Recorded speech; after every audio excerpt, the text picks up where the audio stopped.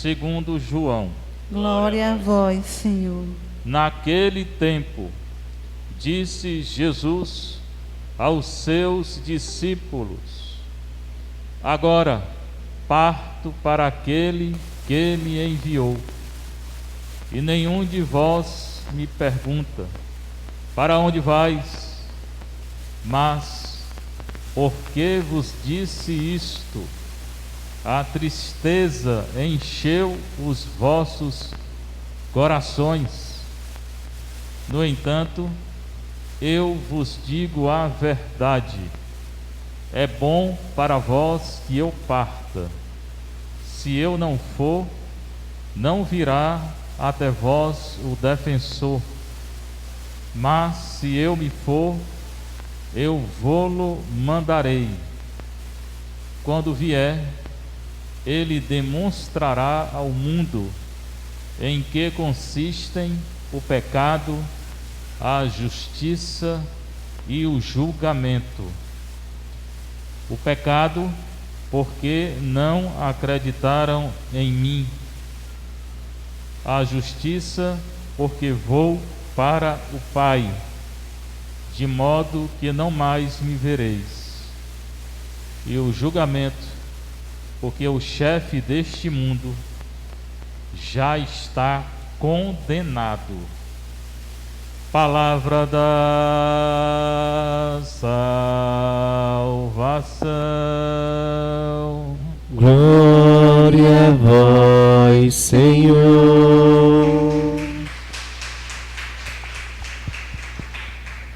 Tudo bem, Evangelho de João, estamos ainda no período pascal. João 16, 5 a 11. Quanta verdade Nosso Senhor está ensinando no Evangelho de hoje. Naquele tempo, todo dia eu falo isso, é naquele tempo e é hoje. Na hora que é anunciada a palavra de Deus, acontece na nossa vida, na nossa história, no nosso coração. Disse Jesus aos seus discípulos. Todos esses dias ele está falando com os discípulos, né?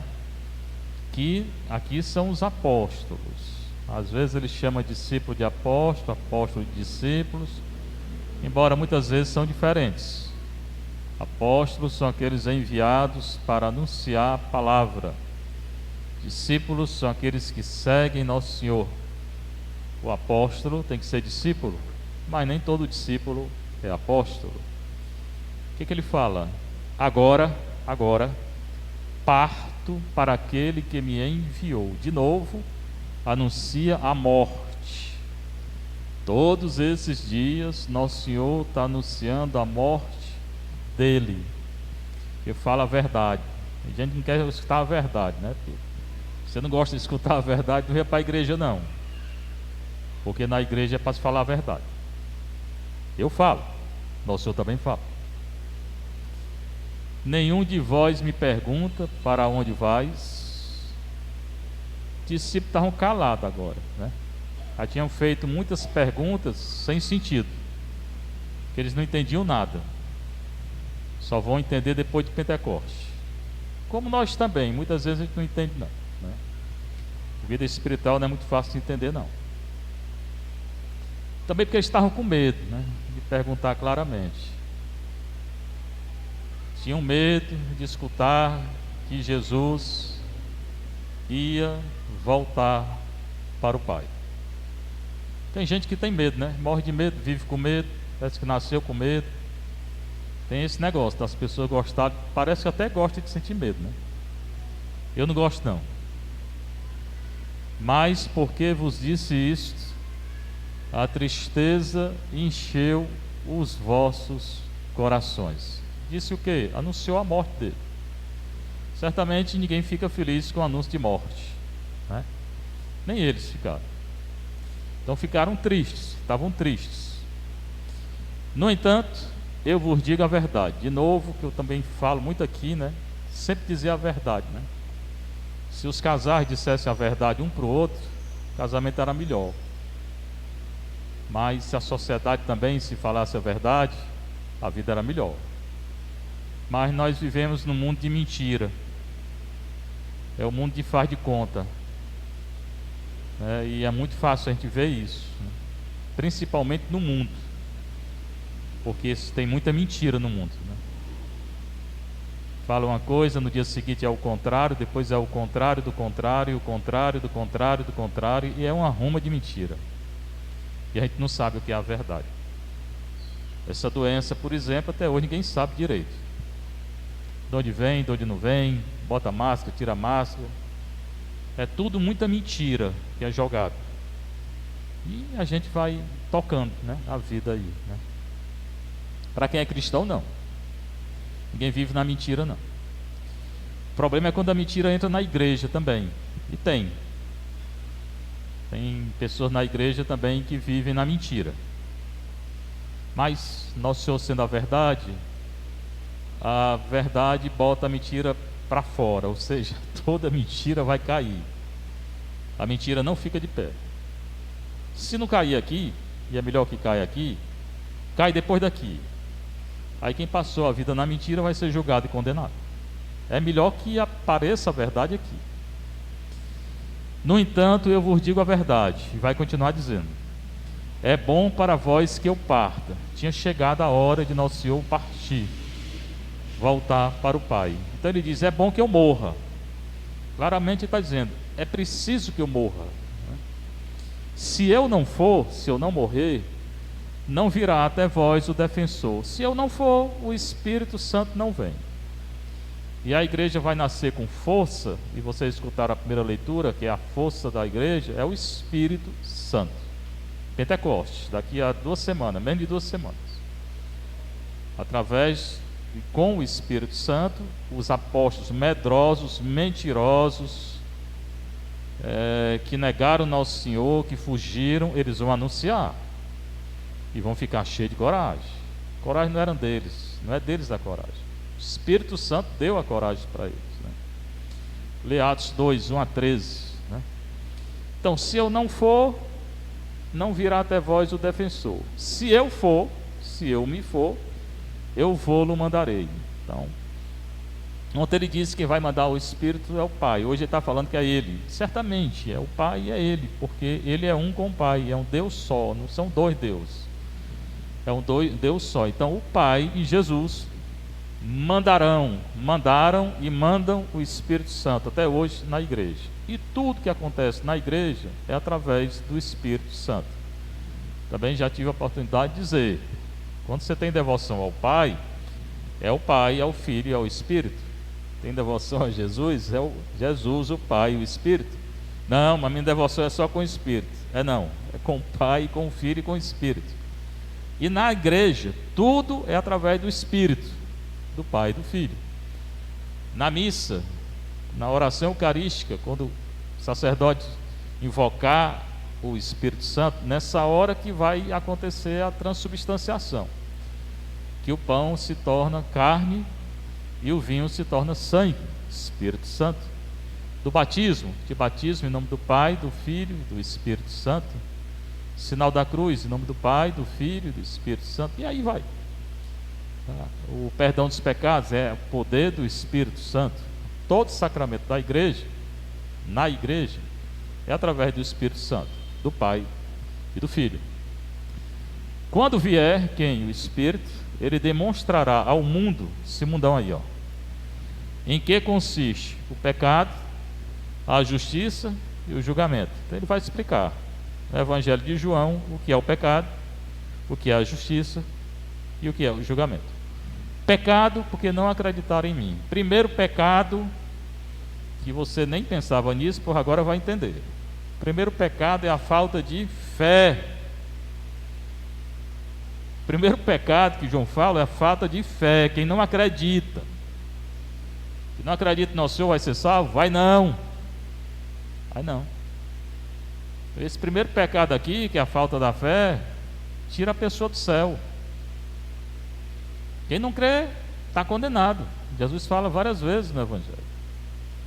Então, com o envio do Espírito Santo, o Espírito demonstrará ao mundo, primeiro pecado. Qual é o pecado desse mundo aí fora? Não creem.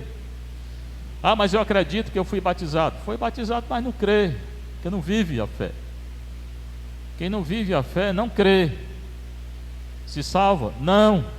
Está dizendo aqui. Então, o primeiro pecado é a falta de fé. Tá certo? Porque não acreditaram em mim. E creem em quem? Em Jesus. Não tem salvação fora dele. Depois, a justiça, porque ele voou para o Pai. A justiça é ele retornar ao Pai, ele fazer a vontade do Pai, e o Pai ressuscitá-lo. É essa a justiça. A gente só pratica a justiça quando a gente faz a vontade do Pai na nossa vida, seja casado, seja solteiro, seja padre ou não. A justiça nesse sentido. Justiça não é só faz justiça, Senhor, contra os meus perseguidores. Não, a justiça aqui é fazer a vontade do Pai. E ele fez a vontade do Pai. Como ele, ninguém fez. A justiça, porque vou para o Pai. Ele retorna para o Pai, porque fez a vontade do Pai. De modo que não mais me vereis. E o julgamento, porque aí a gente deveria se alegrar muito, né? O chefe desse mundo já está condenado. Satanás já está condenado. Então, todo mal que acontecer, lembre-se disso. Satanás já está condenado. Se invocarem ele, condenado. E as guerras, condenado. E as doenças, condenado. O cão já está condenado. Então eu não entendo com as pessoas que vêm aflita, porque o demônio. Bom, se você está no pecado, aí você tem que ter medo mesmo, né? Se você for em macumba, espiritismo, tem que ter medo mesmo. Tem não? Tem, e não devia ter ido não. Falo bem claro aqui. Mas, se confessou, se está na graça de Deus, vivendo na graça, está com medo do cão de besta. Falar bem claro aqui, de besta. Ele não tem poder nenhum. Tem poder para quem está longe de Deus. Aí tem medo. Você está longe de Deus, meu filho, pode ter medo dele. Pode ter, porque ele existe mesmo e vai ficar bem pertinho de você. Mas se você está com Deus, que é como eu vejo muitas pessoas que estão em vida de sacramento, está isso, ainda tem medo de Satanás. Por quê? Porque quer. Porque não tem mais poder nenhum. Nenhum poder, não tem poder nenhum contra a Eucaristia, não tem poder nenhum contra a confissão. Ele mesmo tem não. Tem poder nenhum contra a adoração. Ele já foi condenado. Agora aqui traz um problema, como eu já falei, para quem está longe de Deus. Ele sendo condenado, ele quer condenar quem está longe de Deus. Ele quer puxar para ele. Quer condenar também quem está perto, né? Aí ele fica tentando. Mas não entra na gente. Ele fica fora. Como diz o Padre Pio, né? Ele é um... Padre Pio em São Paulo, ele é um cão, um cachorro acorrentado, né? E querendo devorar, ou então um leão querendo devorar, né? Quem? O Satanás. Aqueles que se afastaram de Deus, ele vai pegar mesmo. Mas quem está com Deus, tem que ter medo não. Medo de nada. Nem dele, nem de ninguém. Certamente não vai enfrentar, né? Ah, eu estou com Deus, agora eu vou para macumba. Vá, problema seu. Mas fique por lá, não venha para cá não, porque aí só vai dar trabalho para a gente, né? Querendo ir, pode ir, fique por lá, né? Ah, eu estou com Deus, vou para o Espiritismo. Pode ir, você não quer ir, mas fique por lá. Depois vem para cá e aí faz uma confusão, mas doendo na igreja, né? Bem, então o pecado é não acreditar, a justiça, porque ele fez a vontade do Pai, agora retorna, e o julgamento, porque Satanás está condenado. É bom você botar isso na sua cabeça, né, no seu coração. Satanás está condenado, correntado. O Júnior da Rabone de Maria, grande amigo, só tinha só três leigos que eu rezava com eles. Um era o Júnior, outro é o Castelo, não sei se ele está escutando, e outro Moacir. O Júnior Moacir Nosso Senhor levou. Portanto, não se aproxime muito de mim não, porque Nosso Senhor está levando todo mundo que se aproxima de mim, viu? Quem quiser rezar comigo vai morrer. Não venha, não. Eu estou querendo que Nosso Senhor me leve, ele não leva. Aí ele levou o Júnior e levou o Moacir, que estão com Deus e estão intercedendo. E o Júnior sempre falava isso, né? O inimigo acorrentado, né? O inimigo acorrentado, pois ele está acorrentado mesmo. Hoje o Júnior está rindo aí no céu que eu estou falando. A missa mais longa que eu celebrei foi na comunidade dele, 4 horas de missa. Se preocupe não que essa não vai ser 4 horas não. Aí a leitura inicial dos Atos dos Apóstolos fala dessa força do Espírito Santo. Eram pessoas medrosas, alguns deles eram assassinos. Paulo era um assassino, ele participou da morte do Estevão, se converteu. Aí chegaram em Filipos, que é uma cidade macedônia na época, eu estive lá, começaram a anunciar Nosso Senhor Jesus Cristo, foram perseguidos, né? Foram aprisionados, né? Aqui o versículo 23, depois de açoitá-los bastante, levaram uma surra, açoite, e eles não tinham medo. Isso eu acho bonito, né? Pessoa, a gente chegar numa cidade, começar a anunciar e ser açoitado, né? Pegar e dar uma surra mesmo de... Minha avó, quando era menino, tinha um negócio de dar uma pisa com galho de goiabeira. A galho de goiabeira pegando nas canelas, dói, chega a tirar o sangue, né? Porque era açoite mesmo. E eles, nem aí, ficaram felizes. Você vê como eles mudaram. Eram medrosos, mentirosos, fugiram. Esse aqui era assassino. Começou a anunciar, era açoitado, preso, ficava era rindo, né?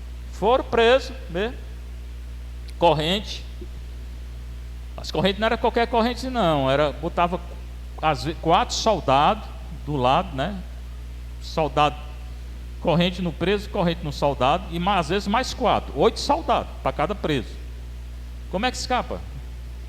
Escaparam como? O anjo do Senhor, né? Nosso Senhor mandou os anjos e as portas se abriram. Eles cantavam hino a Deus, né? Houve um terremoto violento, sacudiu o alicerce da prisão e eles foram soltos. Nosso Senhor não deixa a gente preso não. Mas quem é dele? A pessoa não é dele, como é que quer ser solto? Como é que quer conseguir a graça? Aqui ele não cita nominalmente o anjo. Ele diz que tem um terremoto. Quando Pedro vai preso, tem um anjo que tira ele de lá. Mas certamente tem anjo, tem mensageiro de Deus, né? E os anjos existem. Muita gente não acredita, fala isso, fala aquilo. Tem gente ensinando que não existe. É porque nunca estudou, então estudou errado. Se tivesse estudado certo, dizia que existia, né? Quando teve esse terremoto, que as correntes se abrem, aí o carcereiro ficou com medo, né? Naquela época eles tinham medo de trovão, de relâmpago. Hoje também tem, né? Tem uma chuva forte aí, com um trovão grande, aí todo mundo se tranca e tem medo. Foi esse trovão, que é o anúncio da presença de Deus, que abriu as correntes. O carcereiro correu, viu que eles estavam todos soltos, ficou com muito medo, e Paulo disse: não tenha medo não, é só acreditar em Nosso Senhor, foi Ele que nos libertou, né? Senhores, que devo fazer para ser salvo, né? E Paulo diz: é só acreditar. De novo, pecado é não acreditar, e a salvação é acreditar. Basta que você acredite em Nosso Senhor, que Ele que nos soltou, libertou, tu e toda a tua família. E ele acreditou, né? Ele acredita com toda a família dele e é batizado. Preparou um jantar e alegrou-se com todos os seus familiares por ter acreditado em Jesus. Eles tinham recebido uma surra braba, estavam presos, foram libertos e agora estavam jantando. Eu não sei se é creme de galinha, né? Não sei nem se Paulo gostava de creme de galinha, né? Se fosse aqui, era creme de galinha. Seja louvado nosso Senhor Jesus Cristo.